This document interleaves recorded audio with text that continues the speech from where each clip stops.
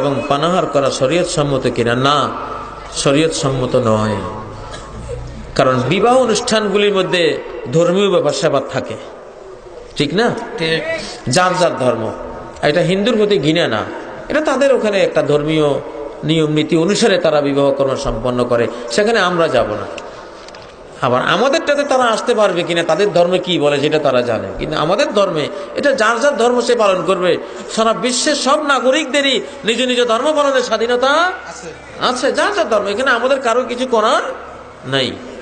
আমরা তাদের কোনো পূজা অনুষ্ঠানে, বিবাহ অনুষ্ঠানে, তাদের কোনো এই জাতীয় কোনো ধর্মীয় অনুষ্ঠানে আমরা যাওয়া আমাদের ধর্মে নিষেধ আছে, অতএব আমরা যাব না।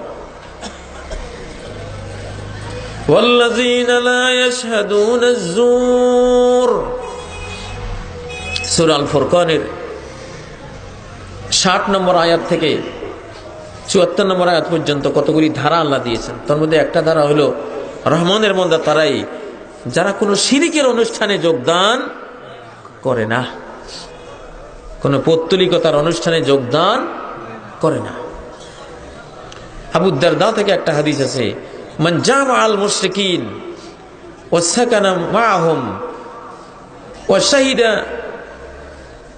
মেহরজানহুম, যে ব্যক্তি পৌত্তলিকদের সাথে থাকে, তাদের ঈদ উৎসব পূজা পার্বণ সবগুলিতে অংশগ্রহণ করে, তাহলে হোসেনা মাআহুম, কিয়ামতের দিন তাদের সাথে তার হাসর হয়ে যায়। নাউযুবিল্লাহি মিন যালিক।